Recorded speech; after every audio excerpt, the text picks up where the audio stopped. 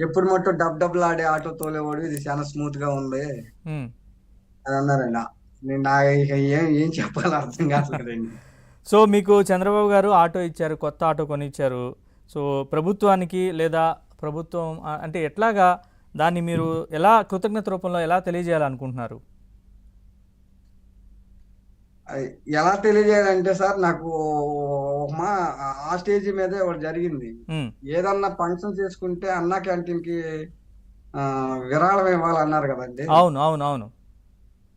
అది నాకు తోచినంత ఎంతైనా చేద్దామని ఉందండి. ఇంత అమౌంట్ అని కాదులే కానీ హ్మ్. ఎవరికి తోచినంత, మనం ఎవరికి వీలైనంతగా ఇవ్వమని చెప్పారు. ఏదైనా అవునండి, ఇప్పుడు అవునండి, మన అవునండి, జీవితంలో ఎన్నో జరుపుకుంటుంటాం. ఉదాహరణకి పుట్టినరోజనో, అవునవునండి. పెళ్లి ఇప్పుడు రోజనో ఏదో ఇప్పుడు మా రకరకాలుగా అబ్బాయి ఉంటాయి గదా! పుట్టినరోజు, మా అమ్మాయి పుట్టినరోజుకి ఏదో హ్మ్. కేక్ కట్ చేస్తాము, లేదా చుట్టాలు నలుగురిని పిలిచి భోజనాలు పెట్టుకుందాము అనుకుంటాము. హ్మ్. అలాంటిది ఏదన్నా చేద్దామని నాకు ఆలోచన ఉందండి. ప్రభుత్వానికి నేను రుణపడి ఉన్నాను సార్. హ్మ్. హ్మ్. ఆ రుణం తీర్చుకోవాలంటే అది ఏమైనా చేస్తే నాకు కొంచెం బాగుంటదని అనిపిస్తుందండి. హ్మ్. సో, అన్నా క్యాంటీన్‌లు స్కీమ్ గురించి, ఆ పథకం గురించి మీకు గతంలో ఉంది. గత ప్రభుత్వంలో, గత టీడీపీ హయాంలో. ఇప్పుడు కూడా ఎలా నేనైతే చాలా అన్నా క్యాంటీన్ గురించి ఆ రోజు అయితే చాలా మాట్లాడదాం అనుకున్నానండి. హ్మ్. ఆ నా వరకే కాకుండా ఇప్పుడు గవర్నమెంట్ హాస్పిటల్కి ఒక పేషెంట్ ని తీసుకెళ్ళాం అనుకోండి. హ్మ్. గవర్నమెంట్ హాస్పిటల్కి వెళ్ళే వాళ్ళే పేదలు వెళ్తారు. హ్మ్. ఉన్న వాళ్ళు ఎవరు వెళ్ళరు కదా. అవును. ఈ పేదలు వెళ్ళినప్పుడు ఆ వాళ్ళతో పాటు ఒక్క మనిషికి మాత్రమే అక్కడ భోజనం పెడతారండి. హ్మ్. వీళ్ళకి ఎలా ఉంటదంటే, మన మనిషి హాస్పిటల్లో ఉన్నాడని నలుగురు చూత్తాకి వెళ్ళినప్పుడు ఆ సందర్భాల్లో నేను చాలా మందికి అన్నా క్యాంటీన్ తీసుకెళ్లి భోజనాలు పెట్టించిన సందర్భాలు ఉన్నాయండి. వాళ్ళ హ్మ్. కళ్ళల్లో ఆనందాన్ని నేను చూశానండి. ఓహ్! గతంలో అన్నా క్యాంటీన్‌లు ఉన్నప్పుడు. ఆ హ్మ్. హ్మ్. అదే కాకుండా ఇప్పుడు మా ఊరు నుంచి డోక్రా మహిళలు డోక్రా లోన్ తీసుకుంటాకి వస్తారండి. అవును. వివిధ పనుల మరి నిమిత్తం అక్కడ వచ్చేవాళ్ళు. బ్యాంకులో గానీ, అక్కడ అలా మహిళా శక్తి సంఘాల దగ్గర సంతకాలు గానీ అయ్యి అవటాకి వాళ్ళ భోజనం టైం అయినప్పుడు ఈ హ్మ్. 10 మందిలో ఒకళ్ళిద్దరికి డబ్బులు ఉంటాయి కానీ 10 మందికి డబ్బులు ఉండవు. హ్మ్. అలాంటప్పుడు కూడా నేను అన్నా క్యాంటీన్ తీసుకెళ్ళి వాళ్ళకి భోజనాలు పెట్టించిన సందర్భాలు ఉన్నాయండి. హ్మ్. అప్పుడు ఆళ్ళ ఆనందం మామూలుగా ఉండేది కాదండి. అబ్బా! హ్మ్. రూ. 5కి టీయే రావట్లేదు, భోజనం చేసామని ఆళ్ళు దారి పొడుగుతా దాని గురించి మాట్లాడుకుంటుంటే చాలా ఆనందం వేసేది. హ్మ్. కానీ అది ఇయన్నీ నేను చానా చెప్దాం అనుకున్నాను. హ్మ్. సో, మరి ఎక్కువ మీ మీ చెప్తే మీ మరి మీ మీ అనుభవాలు ఆ అన్నా రోజు క్యాంటీన్‌లకి సంబంధించి మీ అనుభవాలు అక్కడ పంచుకోవాలని అనుకున్నారు. అవునండి, అవునండి. హ్మ్. సో, పోనీ అక్కడ ఇప్పుడు అదే పంచుకో కాకుండా నేను చెప్పానండి. నేను ఇప్పుడు ఉయ్యూరు మాకు 30 కిలోమీటర్లండి. హ్మ్. మాకు పచారీ కొట్లోళ్ళు ఉన్నారు. వాళ్ళేం చేస్తారంటే సరుకేస్తారండి. ఇప్పుడు ఏమన్నా ఆళ్ళు కొట్లకి ఏసే సరుకులు అయి ఏస్తారు. హ్మ్. మాకిక్కడ డబ్బులివ్వరండి. హ్మ్.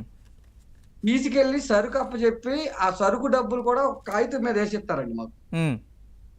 ఆ సరుకుకు సంబంధించిన డబ్బులు 20,000 15,000 వస్తాయి. మనకు ఆ కొట్టు కాడ నుంచి నువ్వు పట్టుకురా. హ్మ్. పట్టుకొచ్చినాక కిరాయిస్తాం అనేవోళ్ళండి. హ్మ్.